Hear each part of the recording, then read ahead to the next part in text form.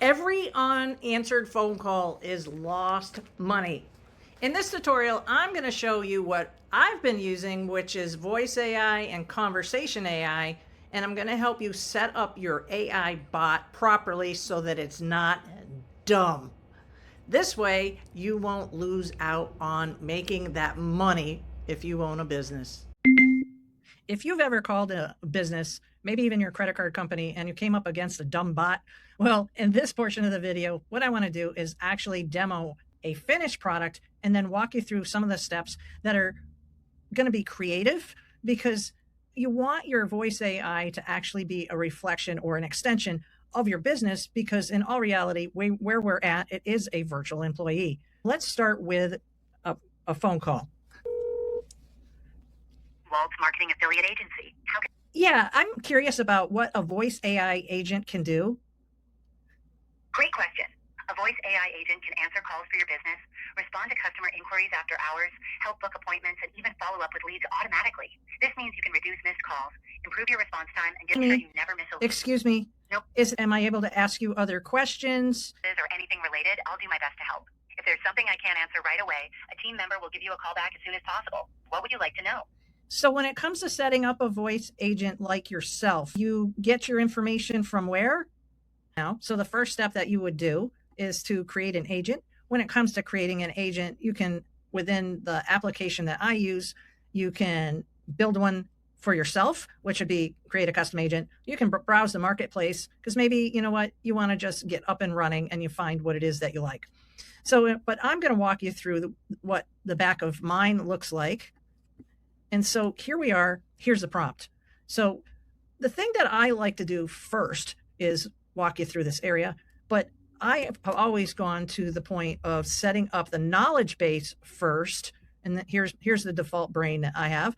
And the reason why is it just makes the most sense to set your bot up with the content on the inside of the brain that you want to be able to activate for when you go to test your product.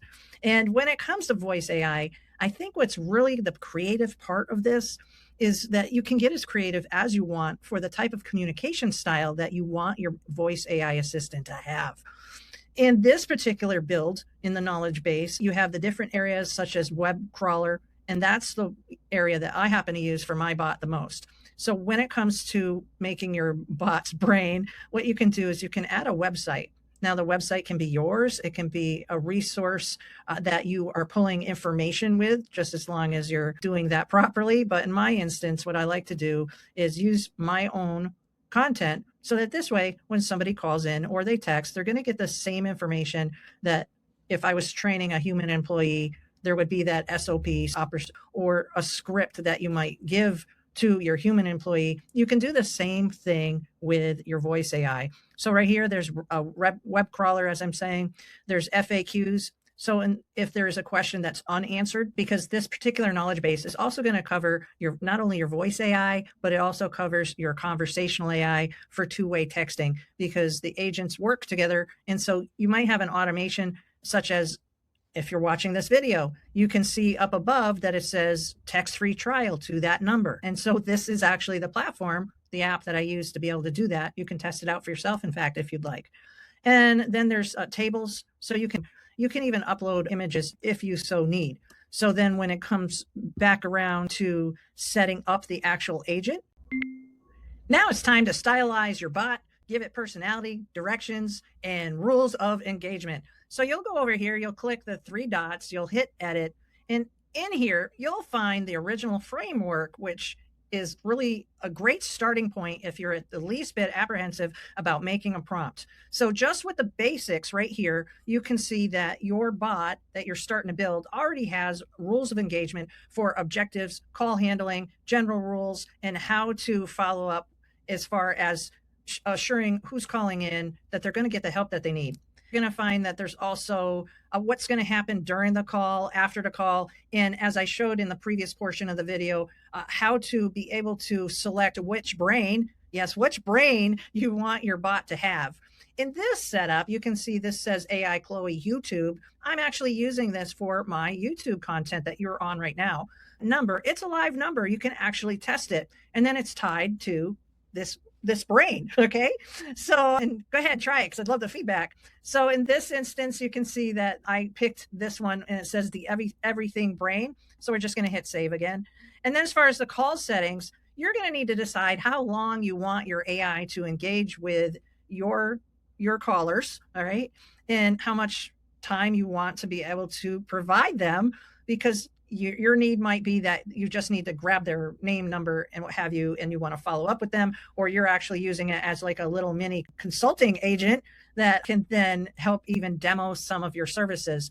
Because I want you to start thinking right now, how is it that you can use this voice AI for your business? Or how can you use voice AI to create a business? Because you literally can make a reoccurring income out of being able to resell voice AI to other businesses, right? And then when it comes to going back to the settings here, as far as like how much idle time do you want there to be when there's a pause between the person talking and the bot responding, and then the after call silence and the agent behavior. How fast do you want them to talk, or do you want them to talk slower? So just really take the time to think about, if you had the perfect employee, what would that look like? And when it comes to voice AI, it never calls in sick. And then the transcription speed, do you want it to be fast, accurate, custom? And then when it comes to the pronunciation, this is where you can spell out how you want a certain word to sound, because we have a garage which is called Kunel Auto Repair, and that is an example of, if you have a name that is not common, it helps to have your bot sound more professional when it's representing your business. And then there's voice settings, post-call reporting, and system prompts. And then the other thing is, let's say you take a look at this prompt and you're like, I wish it had more. Do I have to use ChatGPT to be able to make it sound better? The answer is no. And now we'll go over to Ask AI, because here's the beauty about having everything in one platform, is that you save time. And I'll say it again, you save time, you actually do save money. And right here, I can show you, these were all the different platforms I used to have to use to duct tape all the creative and logistical things and softwares together to be able to run my businesses. And now I don't. All right. So over here, I'm going to start a new chat, and I'm going to say, please make this voice AI more friendly and engaging. Here is the original prompt. And then we'll hit send. So next, you can see over here on the right-hand side, the bot's thinking. And then in the center, you're going to see that now the prompt has been adjusted. So let's see what it says. It says, you are a warm and helpful customer support specialist to me, the agency. This would be your agency, here to make every caller feel heard, supported, and taken care of, and to gather the contact information and when their question matches a configured tool trigger, use the appropriate tool to assist them. And here's what I want you to like focus in on. You really don't have to worry or be concerned that your bot's going to go rogue, as long as you put the right settings, which the technical term is called guardrails, in there. Because if it's outside the realm of your instructions, it's not going to do anything that would not be good for your business. If you have it set up right, then you can then think about it, like really think about how you want your bot to perform.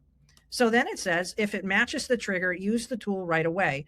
And then here is the explanation of what happens if it does not. And then there's general rules.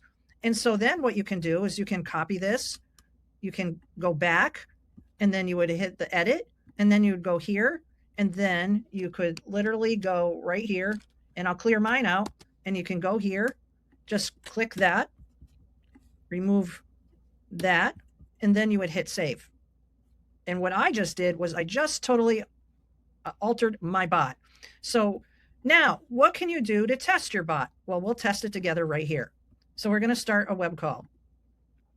Hey, you have reached Anne-Marie Walts Marketing Affiliate Agency. How can I help you today?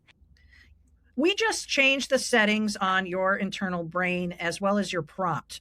So this is actually Anne-Marie. So I'm doing a second demo, and I just wanted to see if you're going to pass the test. What can you tell me that a voice AI agent can do? All right, here's what a voice AI agent can do.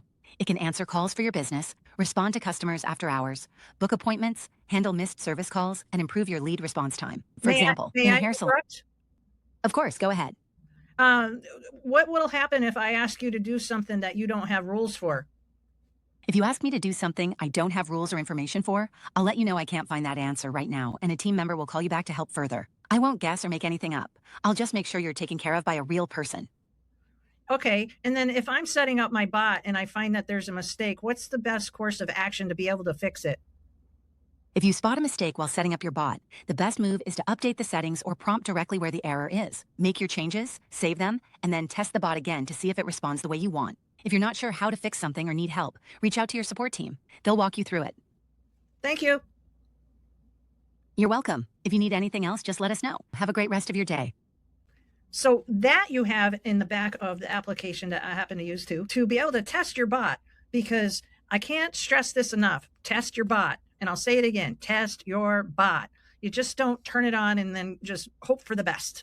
And before leaving, I'm going to share with you two more things as far as ideas about how do you use your bot. In my example, I happen to use my bot probably 24/7.